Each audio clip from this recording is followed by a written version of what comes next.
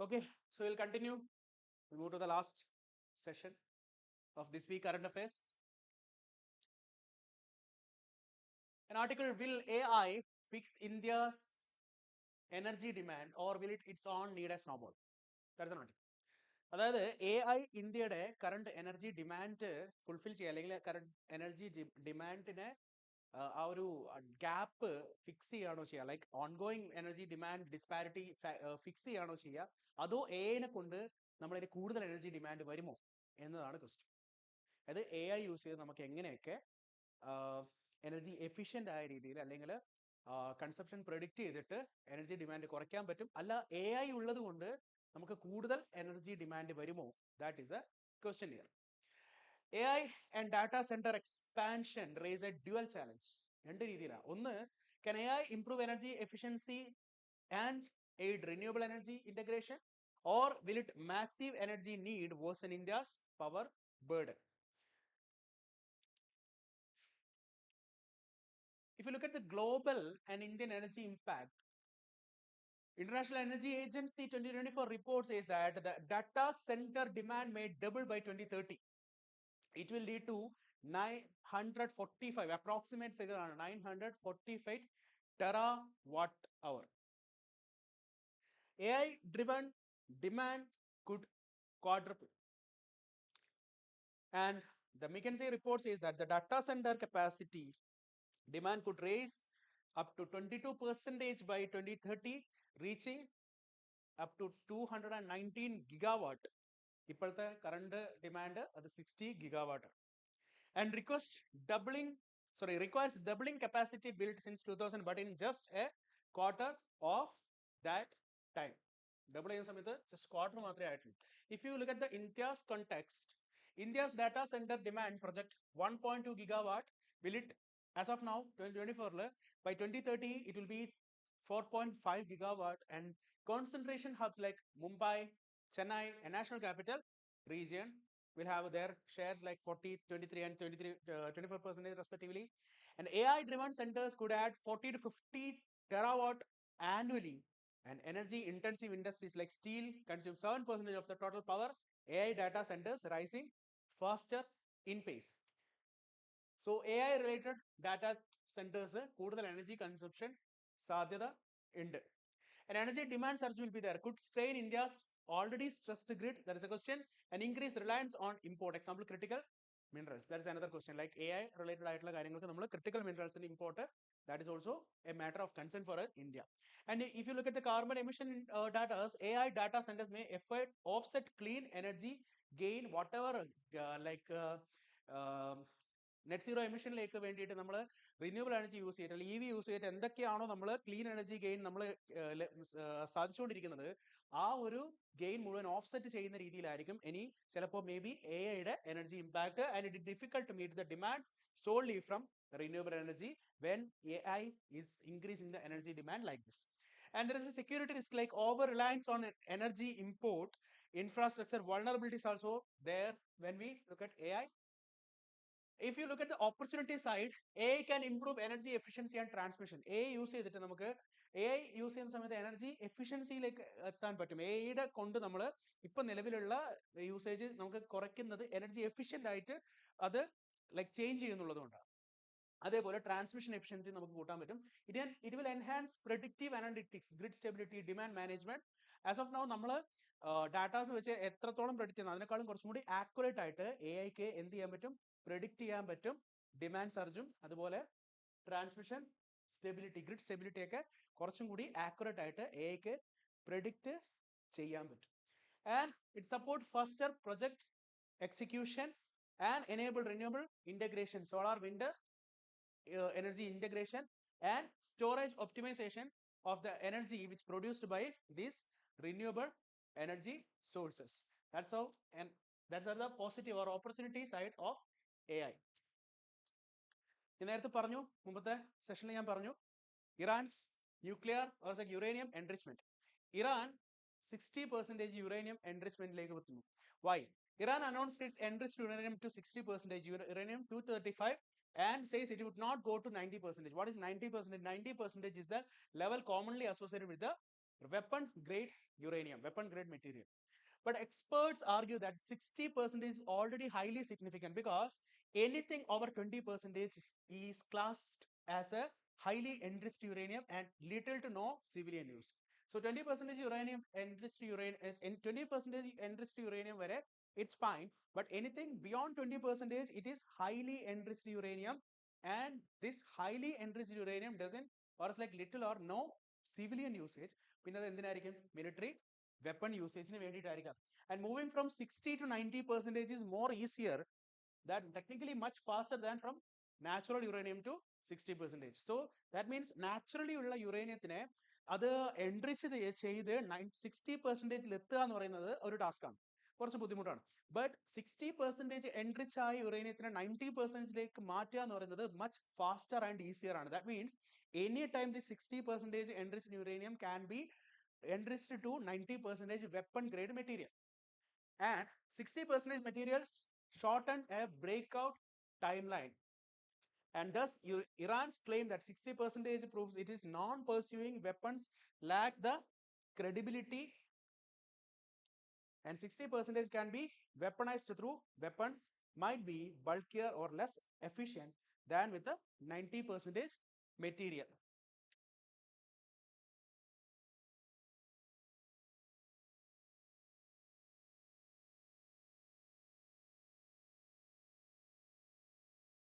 So thus Iran's claim that 90% proves it is not pursuing other credible like statement credible alla, because 60% can be weaponized through weapons might be bulkier or less efficient than 90% material, but still അതും ഒരു weapon grade uranium ആയിട്ട് തന്നെ use ചെയ്യാം. 60% enriched uranium can be weapon grade uranium.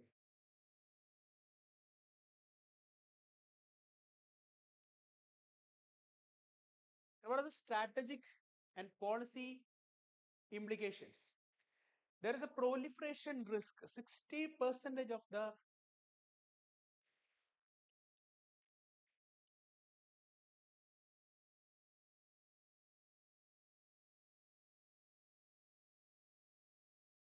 there is a strategic risk. There is a proliferation risk. 60% stock increases risk the rapid weaponization and political decision if political decision taken. 60% എത്തിയ ഒരു enriched uranium അത് 90%ലേക്ക് enriched weapon grade ആവാൻ അത് just ഒരു political decision is enough, because technically അത് easier ആയിട്ട് ചെയ്യാൻ പറ്റുന്ന കാര്യമാണ്.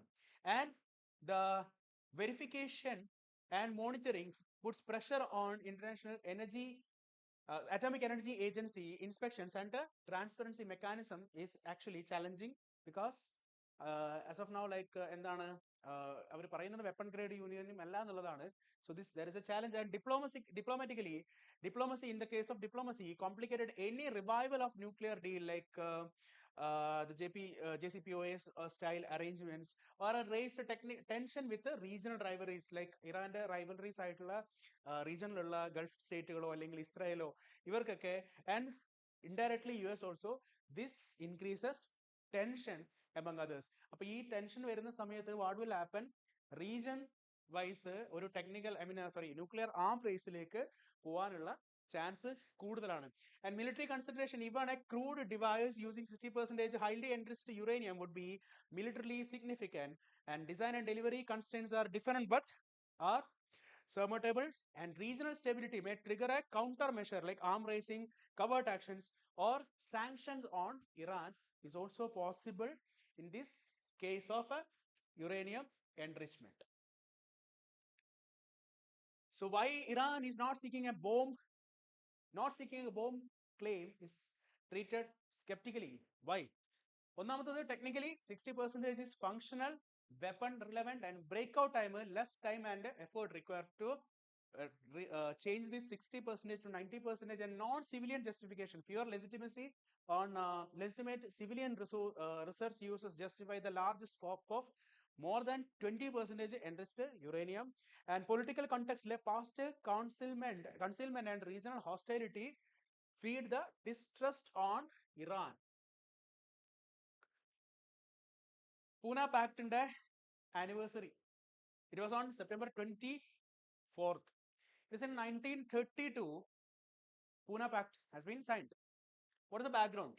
The background was Communal Award 1932 by British Prime Minister Ramsay MacDonald, and he provided a separate electorate for depressed class, scheduled class, Muslims, Sikh, Anglo-Indians, etc. And depressed class could elect their own representatives separately by this separate electorate. That was the triggering thing. So this triggered Gandhi. Gandhi's opposition. Gandhi feared this would be divide the Hindus, so Hindu society, and weaken the national unity, which was needed for a fight against the Britishers. And he announced a fast unto death in Yerawada jail. At that time, he was in Yerawada jail at Pune from in September 1932. So Ambedkar, who was an advocate of this scheduled caste, he was a from scheduled caste itself, and who was advocating for the equal treatment of for scheduled caste. His stand was, so a separate electorate was essential for a political empowerment and protection against caste oppression by the higher caste Hindus.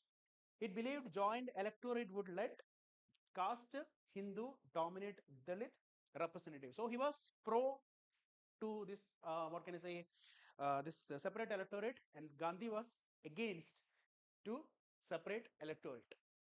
So what happened? Gandhi fast until death. Finally, Ambedkar compromised, and signed between Ambedkar for depressed class and Madan Mohan Malaviya for Gandhi, since he was in jail. And the main provision were separate electorate withdrawn for depressed classes, but reservation for seats is seats will be provided for depressed classes in provincial legislative assembly, and increased from 71 as per the communal award to 148 seat, about 18% of the total seat, and joint electoral system, but with a reserve seat for depressed class, and adequate representation in government jobs and educational institutions is promised in the Pune Pact. And there was a scope of Gandhi Ambedkar, means contrasting views. Gandhi, he was sympathetic to untouchable, as he says, untouchables, and he called them as Harijans, children of God, God, Harijan. But he believed separate electorate would destroy Hinduism by breaking Hindu unity and aid Britishers divide and rule. And see, he saw an upliftment within united Hindu fold as a way forward. But Ambedkar പറഞ്ഞത്, he called lower caste as Dalit. That means broken people. Harijan, he never agreed that. He believed political power was essential for the upliftment, for fighting against the oppression, and argued joint electorate means Dalit leaders would be puppets of caste Hindu majorities. Joint electorate ആണെങ്കിൽ, because for the namesake ആയിരിക്കും എന്ത് അവിടെ ഒരു representation, but what will happen, the majority Hindu means higher caste Hindus ആയിരുന്ന സമയത്ത് these leaders will be a puppet of caste Hindu majority, and so Gandhi is passed as a moral coercion, but considered due to the circumstances. It was not a heartful agreement for that. He was actually morally he was using this coercive force, like ഒരു പേടിപ്പിക്കലോ അല്ലെങ്കിൽ ഒരു ഫോഴ്സിങ്ങോ ആയിരുന്നു for signing the Pune Pact. Outcome of Pune Pact and significant. Immediately Gandhi broke his fast, separate electorate withdrawn. Gandhi അതുകൊണ്ട് അന്ന് fast and death ആയിട്ടില്ല. Okay. And long-term impact, set a foundation for political reservation for scheduled caste. In this perspective, this is important because earlier also communal award promise ചെയ്തിരിക്കുന്നതിൽ നിന്ന് seat വല്ലാണ്ട് drastically improve ചെയ്തു, almost double ചെയ്തു seat. Okay, 18% reservation കിട്ടി. So this was a foundation for a separate seat, like a political reservation for scheduled caste in legislature continued in independent India via through constitutional framework, and it widened the ideological rift between Gandhi and Ambedkar, influencing later debate on caste equality and social justice, and led to Gandhi forming an anti-untouchability league, or like later Harijan Sevak Sangh. Excuse me. National Makhana Board. What is this actually? Have you ever saw this? Not mushroom. Lotus seed. അത് black ആയിരിക്കും. Okay, ഇത് it's known as black diamond. Okay,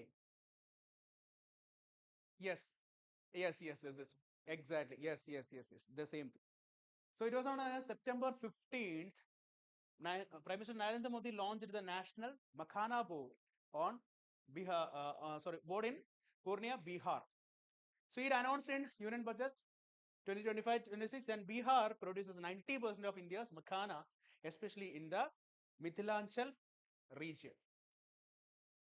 So what is the key takeaways? The purpose is to promote the production, process and marketing and export of this, support the farmers with the technological training and post-harvest management, and strengthen Bihar's global presence in the superfood market. And problems statement: despite being the largest producer, Bihar lacks the export due to poor food processing industries, no cargo facilities at airport, and low productivity and labor and the farming is more labor intensive, mechanized alla, and slow adoption of highly yield varieties. ഈ മഖാനയുടെ example Swarna, Vaidehi and Sabur Makhana, one like that. And export leadership lies with the Punjab and Assam despite low production. So what is the thing? The thing is like Punjab and Assam has this export potential. Even like export regime കൂടുതൽ അവർ control ചെയ്യുന്നു. Even though the production is very less there. ഏറ്റവും കൂടുതൽ production ഉള്ള ബീഹാറിൽ അതില്ല. Okay. So benefits for the board, its benefit of the board is like training and make the farmers export oriented, attract investment in food processing, create export infrastructure and help establishing India's makhana brand globally. So about this makhana, it's called as black diamond. Now, okay, ipo clear. Okay. Botanical name, not needed. Urelia ferox. And the climate condition is tropical, subtropical, tropical, subtropical climate, 20 to 35 degrees Celsius temperature and 10 to 250 centimeters precipitation rainfall, and 50 to 90% reference high. Reference high ആണ് like rainfall in the 50 to 90% വരെ കൂടി കഴിഞ്ഞാലും പ്രശ്നമില്ല. Okay, and there's a GI tag like Mithila Makhana. It has a GI tag. Okay, 2022, valid 10 years. Grown in the ponds, lakes and wetland. Wet water depth will be like അറിയാലോ നമ്മുടെ താമര 4 to 6 feet വരെ ഡെപ്തിൽ പറ്റും. It has a high nutritional value, high in protein, carbs, minerals, used in medicines and health foods. And the name origin seeds are black brown before popping. That way it's called a black diamond. So after frosting it will be popped. ഏതാ food ആയിട്ട് ഉപയോഗിക്കും. നമ്മളെ popcorn ഒക്കെ പോലെ ഇത് roast ചെയ്ത് കഴിഞ്ഞാൽ ഇത് ഇത് സ്നാക്ക് ആയിട്ട് ഉപയോഗിക്കാം, ഹെൽത്ത് ഫുഡിൽ ഉപയോഗിക്കും. പിന്നെ ലൈക്ക് അല്ലല്ല, ഇത് നമ്മുടെ ലോട്ടസ് സീഡ്, ഫ്രോക്സ് നട്ട്. സോറി ഫ്രോക്സ് അല്ല, fox nut. I am sorry, fox nut. Okay, നമ്മൾ ഈ ഡയറ്റ് ഫുഡില് ഹൈ ന്യൂട്രീഷ്യസ് ഫുഡായിട്ട് പല സീഡ്സ് ഉപയോഗിക്കില്ലേ, പംകിൻ സീഡ് അതേപോലെ. Okay, sunflower seed. Okay, so ഇത് റോസ്റ്റ് ചെയ്യുന്നതിന് മുമ്പ് ഇങ്ങനെ ആയിരിക്കും. പോപ്പ് ചെയ്ത് കഴിഞ്ഞാൽ, റോസ്റ്റ് ചെയ്ത് പോപ്പ് ചെയ്ത് കഴിഞ്ഞാൽ അത് പൊട്ടിയിട്ട് നേരത്തെ കാണുന്ന അതെ ബീഹാറിലാണ് ഏറ്റവും കൂടുതൽ പ്രൊഡക്ഷൻ ഉള്ളത്. ഓക്കെ, താമര ലോട്ടസ് നട്ടാ, താമര കുരുവോ? National Turmeric Board. It's launched in January 2025, headquarters at Nizamabad, Telangana, inaugurated by Amit Shah. Goal to achieve $1 billion turmeric export by 2030. And focus on promote turmeric cultivation, processing and research and development in global branding. And India's position is India is the largest producer, consumer and exporter of turmeric. Again, producer, consumer and exporter. Contribute to 62% of the world trade, and major states are Telangana, Maharashtra, Meghalaya. In the financial year 2023-24, export was 1.62 lakh tons, worth rupees 226.5 million US dollars. അത്രയും വലിയ മാർക്കറ്റാണ് ടർമറിക്കിന്റെ. Karnataka high court ruling on X, നമ്മുടെ Twitter, Elon മസ്കിന്റെ X, plea against the Sahyog portal and the 3 key red lines for the social media platform in India. So what is Sahyog portal? Why X moved against the Sahyog portal in Karnataka High Court? Case was X, formerly titled challenged the Indian government Sahyog portal, claiming section 703B of the IT Act allowed parallel and unlawful content censorship. So ഇങ്ങനെ ഒരു censorship ഉണ്ടാവാൻ പാടില്ല എന്ന് പറഞ്ഞു. പക്ഷെങ്കിൽ section 79.793B of the IT Act and Sahyog portal is parallelly censoring the content. Okay, Sahyog portal is a Ministry of Home Affairs platform that allows central or state agencies and polices to issue a content takedown blocking orders to social media platforms. So if it is anything violating Indian provisions, Indian penal means Indian laws, police, central and state agencies can take down those content in social media through Sahyog portal. It's a platform. Okay, the yes, the High Court ruling, the Karnataka High Court rejected the ex plea calling Sahyog is an instrument of public good. Okay, and a cooperation platform for a combat cybercrime. And what court said these three lines, red lines for social media platform. Social media platform need a regulation, cannot be left unchecked. Like platforms are part of the modern amphitheater of ideas, but unregulated content can threat the right, especially women's right. And regulation of the information is normal, global, and India's rules are sovereign and legitimate. So ഇന്ത്യയിൽ work ചെയ്യുന്ന അല്ലെങ്കിൽ ഇന്ത്യയിൽ operate ചെയ്യുന്നവർക്ക് Indian rules അനുസരിച്ചിട്ടേ പറ്റുള്ളൂ. At the court, കോടതിയുടെ കോർട്ടാണ് social media as a modern amphitheater of ideas cannot be left in the state of anarchic freedom. It cannot be leave without any regulation. And the court says the law of the land should be obeyed. A platform cannot treat India as a playground. Simply, they cannot do like that. Okay, they have to obey the law of the land. And any platform operating in India must follow Indian law just as it follow the takedown laws in the US. And liberty comes with a responsibility, like access to Indian users carries a duty of accountability. Quote that every platform that seeks to operate within the jurisdiction of our nation must accept that the liberty is yoked with a responsibility. Okay, you can quote these things in your mains answers, essays. And Shreya Singhal judgment. What do you remember Shreya Singhal judgment? Bal Thackeray. Sorry,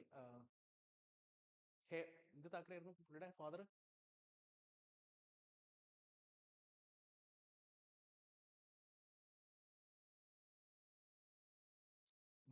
ബാൽ താക്കറയുടെ father, forgot that.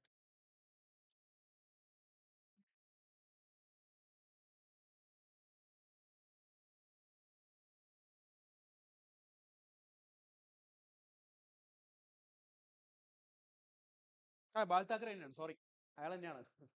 Okay, ബാൽ താക്കറെ മരിച്ച സമയത്ത് ബന്ദ് ഉണ്ടായിരുന്നു. Okay, അപ്പൊ ഇതിനെ എന്താ criticise ചെയ്തുകൊണ്ട് ശ്രേയ സിംഗാൾ ഒരു post ഇട്ടു. അപ്പോൾ അവർക്കെതിരെ ശിവസേന കേസ് കൊടുത്തു.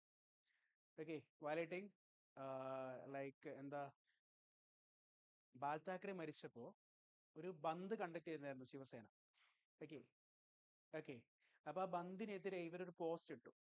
ഓക്കെ, അപ്പോ IT Act 66A പ്രകാരം അവരൊരു കേസ് കൊടുത്തു. അതായത് ഡിഫമേറ്ററി ആയിട്ട് സോഷ്യൽ മീഡിയയിൽ സംസാരിച്ചു എന്ന് പറഞ്ഞൊരു കേസ് കൊടുത്തു. അത് പിന്നെ ലൈക്ക് എന്താണ്, ട്രയലും കാര്യങ്ങളൊക്കെ കഴിഞ്ഞ് ലാസ്റ്റ് എന്ത് സംഭവിച്ചു എന്ന് വെച്ചാൽ IT Act 66A അത് ലൈക്ക് എന്താ, അതിലൊരു ജഡ്ജ്മെന്റ് വന്നതെന്ന് വെച്ച് കഴിഞ്ഞാല് speech and expression is important. Right to speech and expression is റെവൻ. IT Act 66A ലൈക്ക് അത് പറയുന്നത് നമ്മുടെ ഒപ്പീനിയൻ പാസ് ചെയ്യാന്ന് പറഞ്ഞു കഴിഞ്ഞാൽ അത് ആ രീതിയിലല്ല, മീൻസ് അതിനെ ടേക്ക് ഡൗൺ ചെയ്യേണ്ട ആവശ്യമില്ല എന്നുള്ള രീതിയിൽ ആണ് ജഡ്ജ്മെന്റ് വന്നത്, Shreya Singhal judgment. So Shreya Singhal judgment, it is not directly applicable here because new rules need to be interpretation. New rules for a new interpretation. Exclaim that the government violated the 2015 Shreya Singhal judgment, which restricted the content censorship. Okay, but High Court said that the 2021 IT rules are distinct and cannot be interpreted through the lens of a bygone regime, and quote the 2021 IT rules demand their own interpretive framework unassailable by precedents that addressed by the bygone regime. Okay, so that means like മുമ്പ് ഉള്ള ഇത് വെച്ചിട്ട് ഇപ്പോ interpret ചെയ്യാൻ പറ്റില്ല. Okay, new rule need new interpretation. New IT rule need new interpretation. Okay, that was a 3 red line for social media. Aflatoxin. What is this? Aflatoxins. Aflatoxin. What is it? The contest was Indonesia suspended groundnut, peanut, import from India over aflatoxin contamination. See this. Okay. And exporters objected that the delayed notification and non-WTO complaints testing procedure. What are they? What is the definition? The toxin is secondary metabolites produced by the fungi Aspergillus flavus, famous and Aspergillus parasitis. And the occurrence thrives in hot, humid climate and contaminating groundnut, maize, rice, spices, tree nuts, and even crude oils before or after the harvest. In the category of this, they are mycotoxins, chemical toxins produced by fungi, whatever. Okay. The key types are, there are 5 types are like B1, B2, G1, G2, M1. B1 is the most common and most toxic, stronger liver carcinogenesis and the strictest global limit on B2 that co-occurs with B1, less toxins but contribute to the total aflatoxins load, and G1 is green, blue, fluorescent toxin.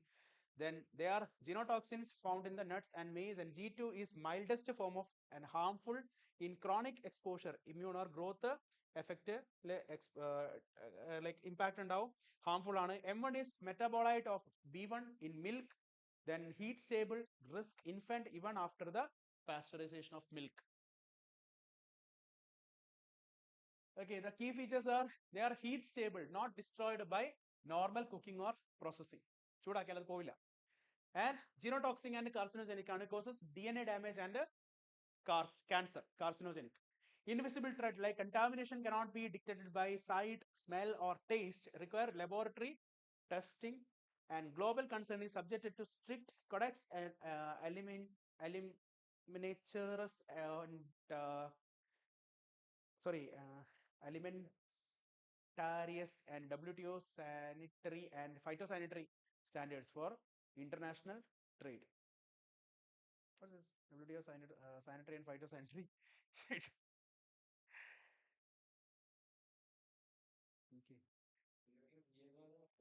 ഇന്ത്യയിൽ നിന്ന് അവിടുത്തെ നമ്മൾ ഇന്തോനേഷ്യയിലേക്ക് അയച്ചതാണ്. ഉണ്ട്, അവിടെ reject ചെയ്തു. ആ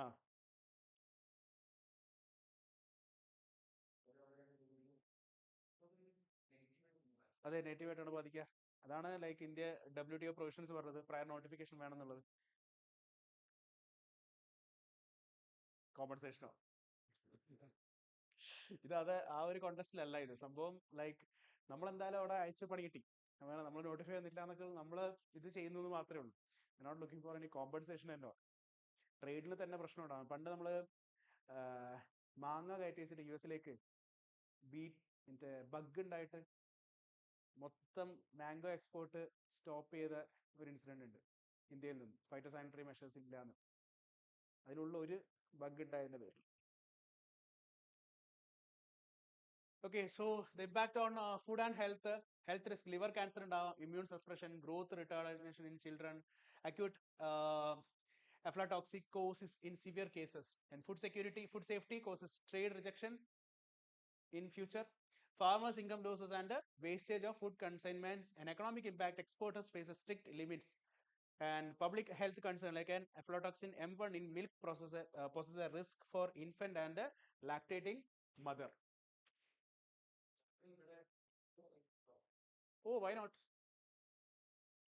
അതാ പറഞ്ഞത്, ഇത് നമുക്ക് സൈറ്റിൽ കാണാൻ പറ്റില്ല, കണ്ണുകൊണ്ട് കാണാൻ പറ്റില്ല, ലാബിൽ നിന്ന് മാത്രമേ. സ്മെൽ ഉണ്ടാവില്ല, ചിലതിൽ ഉണ്ടായേക്കാം, ചൂടാക്കി നേരിച്ചിട്ട് പോവില്ല.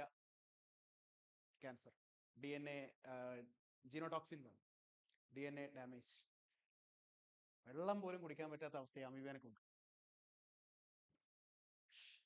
Okay, then Androth anti-submarine warfare ship. The contest as Indian Navy has introduced the Androth the second anti-submarine warfare shallow water craft built by the Garden Reach shipbuilders and engineers, Calcutta. What is this? This is an indigenously built anti-submarine warfare shallow water craft. Anti-submarine warfare. It's part of an 8-ship series of the Indian Navy.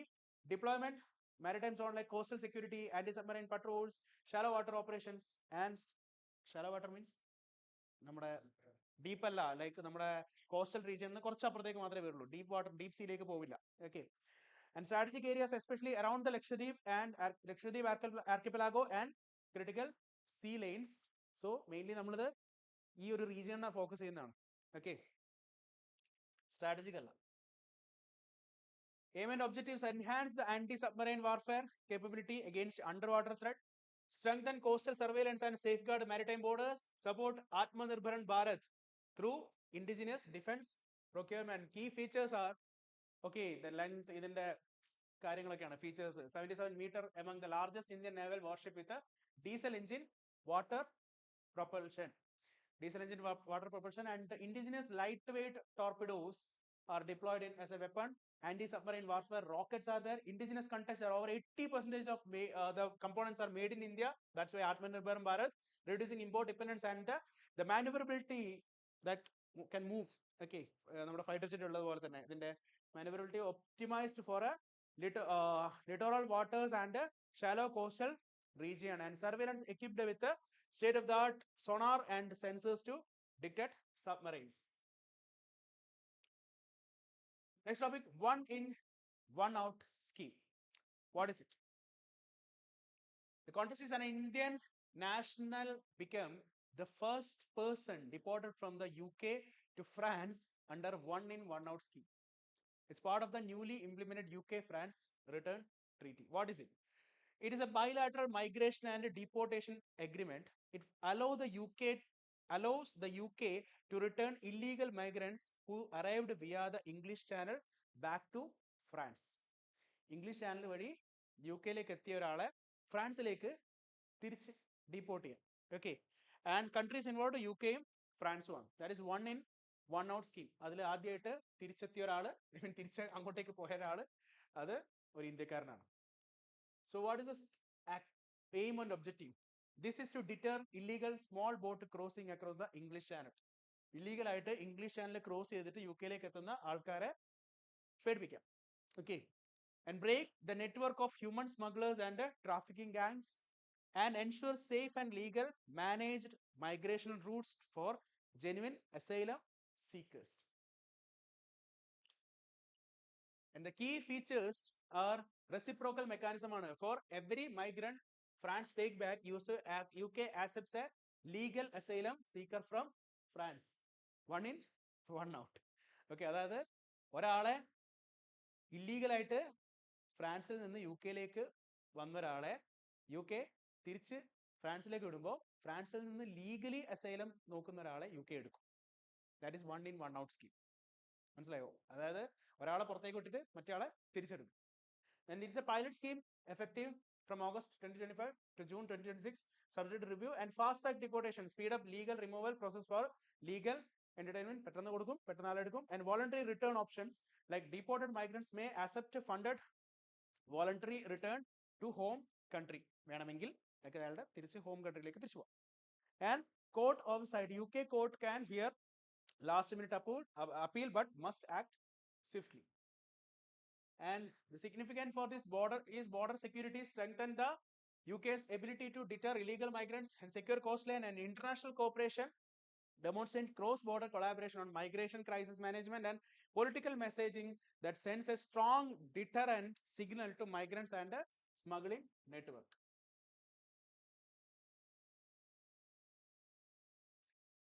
Logistic ease across different states. Sorry, design ചെയ്തപ്പോൾ അങ്ങനെ ആയിപ്പോയി. Logistic ease across different states. Lead 2025. What it is? It's launched by Union Commercial Industrial Minister in New Delhi during the decade-long celebration of Make in India, aims to benchmark and improve logistic efficiency across India. It is a national index and survey functions as a ranking and assess the logistic ecosystem of Indian state and Indian territory. How Indian states are supporting logistics ecosystem. Okay, എത്രത്തോളം ഉണ്ട് അതിന്റെ ഒരു survey ആണ്. And ministry releases by the Ministry of Commerce and Industries through the Department for Promotion of Industries and Internal Trade. So what is the objective? To benchmark logistic performance of state, lower logistic cost and improve efficiency, guide states or UT in infrastructure planning and policy reforms and capacity building. And assessment criteria, infrastructure qualities, logistic in road, warehousing, multimodal connectivity, and services, availability of the services, quality and reliability of logistic services, efficiency like timeliness, truck turnaround time, ease of clearance, border crossing in the samayathu, policy support, state level facilitation measures, grievance redressal mechanism, and stakeholder participation, industry feedback on cost, speed and reliability. The key features of lead corridor performance tracking, assess 5 to 7 key national corridor using journey time, truck speed and waiting time. So we have scheduled like many corridors, truck corridors, logistic in vendite. Okay, Pune, Mumbai Pune പോലുള്ള corridors ഉണ്ടായിരിക്കും, മൈസൂർ ബാംഗ്ലൂർ അങ്ങനെയുള്ള കോറിഡോറുകൾ ഉണ്ടായിരിക്കും. അപ്പൊ ഇങ്ങനെയുള്ള കോറിഡോർസിൽ 5 to 7 corridors, key കോറിഡോറുകൾ എടുത്തിട്ട് അതിൽ truck travel ചെയ്യാൻ എടുക്കുന്ന ടൈം, സ്പീഡ്, വെയിറ്റിംഗ് ടൈം എത്ര, ക്രോസ് ബോർഡറിങ്ങിനുള്ള വെയിറ്റിംഗ് ടൈം എത്ര, അങ്ങനെയുള്ള കാര്യങ്ങൾ. Then an API enabled data like provides real time section wise speed evaluation on major road corridor for sharper analytics, and state ranking and categories, state classified as leaders, achievers and aspires to promote healthy competition, and policy recommendations, tailored state level interventions based on survey findings. And digital dashboard will be there for a interactive platform for states and UT to monitor logistic performance continuously and rank the state.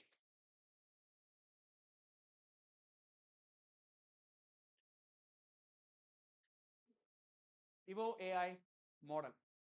What it is? It is developed by Stanford University in collaboration with the Arc Institute.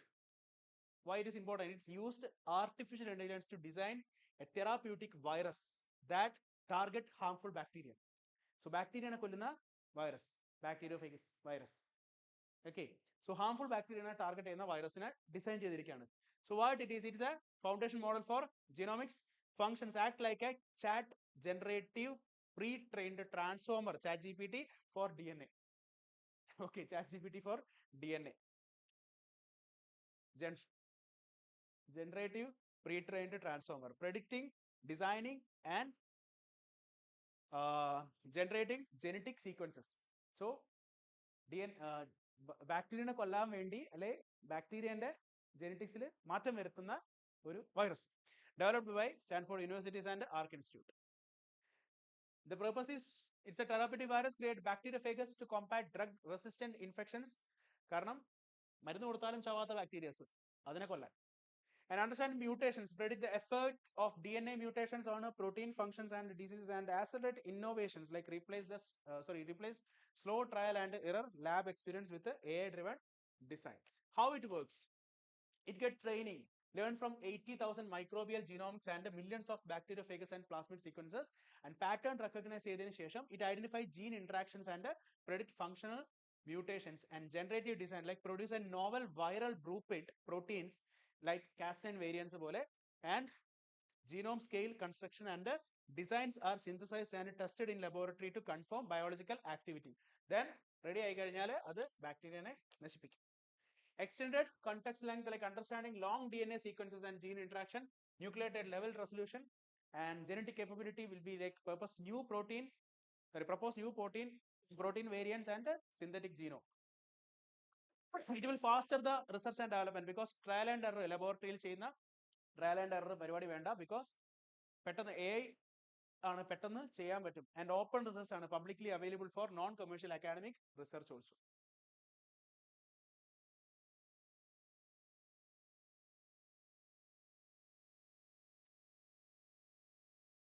Sarcophagus. What is it? നമ്മുടെ caffeine നമ്മുടെ പിരമിഡിലൊക്കെ mummified ആക്കിയിട്ട് അതിനെ caffeine ഉണ്ട്. Okay, so ഇത് തമിഴ്നാട്ടിൽ നിന്ന് കിട്ടിയിരിക്കുന്ന ഒരു terracotta കഫീനാണ്.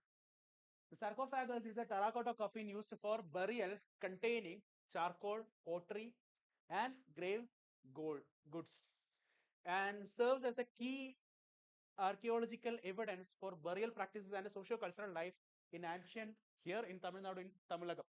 Okay, so it's first ever accelerator mass spectrometry, accelerators mass spectrography, radiocarbon dating for a sarcophagus from Tamil Nadu, Kilnamandi, the place, as dated to 1692 BCE, placing it in the late Harappan period. Okay, so Harappan period had a connection in it.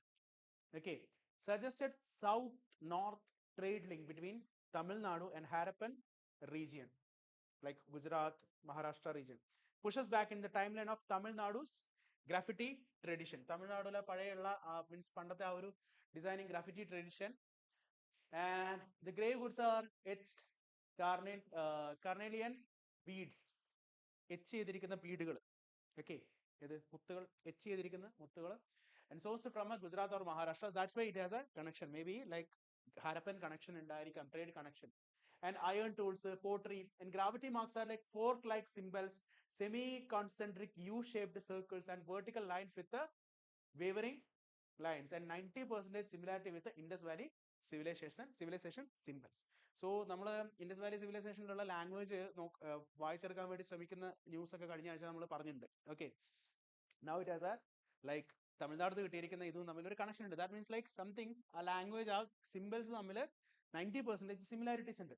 And this clan burial indicates that the graffiti limited to certain burials only, so as a clan based identity. Some clans ന് മാത്രമാണ് ഈ graffiti symbols ഉള്ളത്. Okay, ചിലർക്ക് മാത്രം. Okay, and associated find like iron spears 7 to 8 feet, collective urn burial and slab enclosed, high tin bronze objects. Okay, isobutanol, ethanol പോലെ ബ്ലെൻഡിങ്ങിന് use ചെയ്യുന്ന വേറൊരു സംഭവമാണ് isobutanol. Automotive Research Association India is conducting a pilot project to blend isobutanol with diesel after ethanol diesel blending was found unviable for many engines. Okay, നമ്മൾ second generation ethanol it's fine, പക്ഷേ അല്ലാത്ത കാര്യത്തിന് അപ്പോൾ നമ്മൾ ഐസോബ്യൂട്ടനോൾ വെച്ചിട്ട് ഒന്ന് പരീക്ഷിച്ച് നോക്കുക. What it is? Isobutanol for a 4-carbon alcohol clear flammable liquid has a higher energy density compared to ethanol, traditionally used as a solvent in paints and coating, now being explored as a biofuel blend stock for a diesel engine. Okay, isobutanol complete ആയിട്ടില്ല, വരും ഇനി അടുത്തതിന്റെ related newses വരും. Hindu Succession Act 1956. The context where Supreme Court of India has said it will have a more cautiously while examining petitions challenging provisions of the Hindu Succession Act. Then the court stressed the balancing of women right in inheritance with the preserving the Hindu social culture. So while we are dealing with the Hindu Succession Act, we should be more cautious. What it is? An act of parliament in 1956 to codify and amend the Hindu law related to interstate succession without a will. It came into force in 17 June 1950s and applied across India except Jammu and Kashmir at that time. Now it is applied everywhere. So what is the aim of this? To bring uniformity and clarity in property succession among Hindus, to remove gender-based discrimination in inheritance, and gradually ensure women property right. And the coverage apply to Hindu എന്ന വേർഡിന്റെ ഇതിൽ coverage ആർക്കൊക്കെ വരും? Hindus, Buddhists, Jains and Sikh, everyone included in Hindu. Excluded Muslims and Christians, Parsis and Jews unless proven governed by the Hindu law earlier, but does not apply to scheduled tribes unless notified by the central government. Okay, please note this thing also. It does not apply to scheduled tribes. Okay, and the key provisions are daughters made the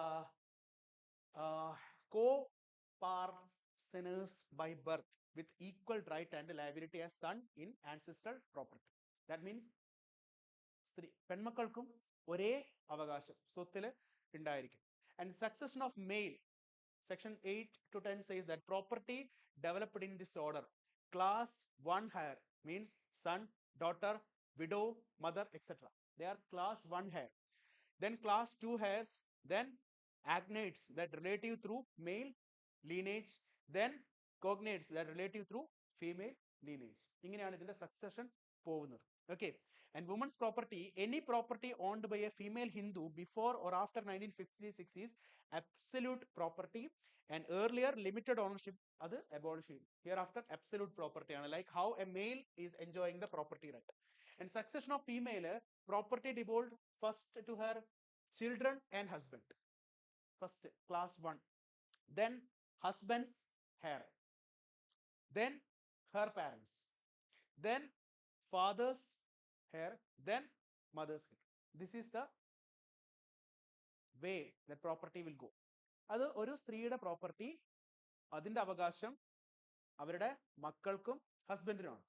okay, അല്ല മക്കളില്ലെങ്കിൽ അവരുടെ ഹസ്ബൻഡിന്റെ മക്കൾക്ക് വേറെ രീതിയിൽ അങ്ങനെ പോവാം.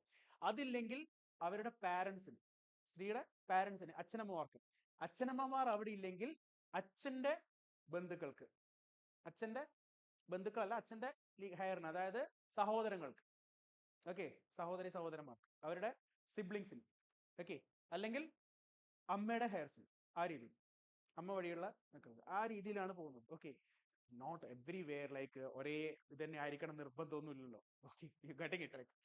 And the general principle says that the preference to full blood over half blood relatives.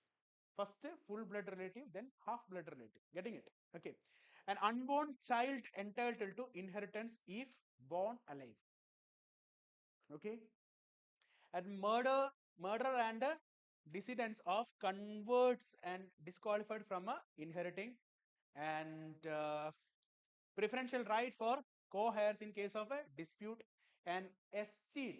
Suppose ആരും legal hires ആയിട്ട് ഇല്ല എങ്കിൽ, ബന്ധുക്കൾ ആരും ഇല്ല എങ്കിൽ, സെക്ഷൻ 20 പ്രകാരം if no legal heir exist the property devolves to the government but with an obligation, maintenance etcetera. Okay, then government തിരിച്ചു പോകും, ബിക്കോസ് ഗവൺമെന്റ് ആണ് എല്ലാ ലാൻഡിന്റെയും ഓണർ. അപ്പോൾ ലീഗലി വേറെ ഓണർ ഇല്ലെങ്കിൽ അത് ഗവൺമെന്റിലേക്ക് പോകും. ഓക്കെ, അപ്പൊ അത് എങ്ങനെയായാലും ഗവൺമെന്റ് പബ്ലിക് ഗുഡിന് വേണ്ടി എങ്ങനെ വേണമെങ്കിലും യൂസ് ചെയ്യാം. That is government's wish, government will. Okay, I hope you have known this news. Agni prime റെയിലിൽ കൂടി ടെസ്റ്റ് ചെയ്തത്, റെയിൽ ട്രെയിനിന്റെ ബോഗിയിൽ നിന്ന് ടെസ്റ്റ് ചെയ്തത്. So India successfully test fired Agni prime intermediate range missile from a rail based mobile launchers, first such test, and enhances mobility and stealth and survivability of India's strategic deterrence forces. To provide the aim is to provide flexible, survivable,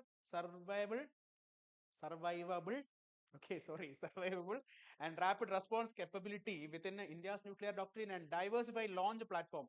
Earlier നമ്മള് mobile platform, ഇപ്പൊ അത് റെയിലിൽ കൂടിയുള്ള ഒരു mobile platform, അത്രേ ഉള്ളൂ. Beyond road based system and strengthen resilience against first strike scenarios. Okay, the range is up to 2000 kilometers. Intermediate range ആണ്. Rail based mobility, move across the national rail network. Launch site is unpredictable, എവിടെ വേണമെങ്കിലും നമുക്ക് launch ചെയ്യാം. And quick reaction time, launch possible within minutes, within minimal visibility, and canistered system like safer storage, longer shelf life, and faster deployment. Maybe ഇപ്പൊ ഇനി ഓടുന്ന എല്ലാ ട്രെയിനിലും ഒരു അഗ്നി പ്രൈം വെച്ചിട്ട് പോകണമെങ്കിൽ പോവാം, ആവശ്യമുള്ളപ്പോൾ നമുക്ക് ലോഞ്ച് ചെയ്യാം. Advanced guided system like state-of-the-art navigation, secure communication, independent launch capability, and the stealth will be there, reduces detectability against preemptive strikes. So stealth കൂടുതലായിരിക്കും, ഡിറ്റക്ട് ചെയ്യാനുള്ള കഴിവ് കുറവായിരിക്കും. And the significance is strategic deterrence, geopolitical edge, like boost nuclear deterrence in evolving South Asian security dynamics, and operational flexibility, കാരണം എവിടുന്ന് വേണമെങ്കിൽ നമുക്കത് launch ചെയ്യാൻ പറ്റും. Okay, protecting India's satellite. India approved a 27,000 crore program to launch 52 surveillance satellite, and report suggests India may develop bodyguard satellite after near miss incident with a foreign spacecraft. Okay, protect India satellite system, bodyguard satellite. എന്താണ് സംഭവം? എന്താണ്? The protecting India satellite is it's a very need or vital role. Satellite support communication navigation നമുക്കറിയാം, and multiple threats are there. Space debris is a threat. Space debris, സ്പേസിലുള്ള waste സാധനങ്ങൾ അത് വന്ന് സാറ്റലൈറ്റിന് ഇടിക്കുക എന്ന് പറയുന്ന ഒരു പ്രശ്നമുണ്ട്. Collisions, hostile manoeuvres, intentionally satellite anti-satellite missiles are there for many countries. Okay, jamming of satellite, അല്ലാതെ തന്നെ സാറ്റലൈറ്റിന്റെ നെറ്റ്വർക്കിംഗ് സിസ്റ്റത്തിനെ ജാം ചെയ്ത് മീൻസ് ഇലക്ട്രോണിക് സിസ്റ്റത്തിനെ ഇനാക്റ്റീവ് ആക്കുന്ന ടൈപ്പിലുള്ള സംഭവങ്ങളുണ്ട്. Then spoofing are there, satellite spoofing, cyber institutions, cyber intrusions and solar storms. Naturally വരുന്ന threat ആണ് solar storms. Okay, so high cost, like billions are invested in satellite protection. Satellite protection ensure the safeguards and strategic autonomy. So what is this, what are the initiative taken when IS forum like Bangalore tracks Indian satellite initiative like monitored. So what is this bodyguard satellite? What it is? It's a special satellite to escort and shield high value Indian satellite. As usual, bodyguard, how they work. It dictates close approaches by foreign satellite or debris, warns the suspicious maneuvers showing proximity, and enable physical interventions via repositioning. Suppose ആ satellite ഇടിക്കാൻ വേണ്ടി വരികയാണെങ്കിൽ ഇത് മുന്നിൽ കയറി നിന്നിട്ട് impact അത് സ്വീകരിക്കും. Okay, and global alliance with a similar effect by US, China and Russia. The challenges are technological, like precision maneuvering, AI, autonomy, advanced sensors. If you want to do this bodyguard satellite, financially the high cost of design ആണ് ഇത് ചെയ്യാന്നുള്ളത്, maintain ചെയ്യാന്നുള്ളത്. Cyber security, ground stations and user terminals are vulnerable, and in geopolitical could spark mistrust of space arm race. നമ്മളിങ്ങനെ വലിയ എന്താണ് ഇതുപോലെ bodyguard സാറ്റലൈറ്റിനെയൊക്കെ വെക്കുന്ന സമയത്ത് there is a chance that a mistrust will develop in other countries, and there is a sustainability thing, extra satellite risk worsening the orbital debris. Maybe ഇത് വേറെ like നമ്മൾ ഒരു സാറ്റലൈറ്റ് വെക്കേണ്ട സ്ഥലത്ത് രണ്ട് സാറ്റലൈറ്റ് വെക്കുകയാണ് അല്ലെ, അതിന് ബോഡിഗാർഡ് സാറ്റലൈറ്റും കൂടി ആയിട്ട്. So this will lead to another space debris problem in future. Okay, so that's all about the last week current affairs. The session will conclude here and we will see you in the next week with the next 1 week current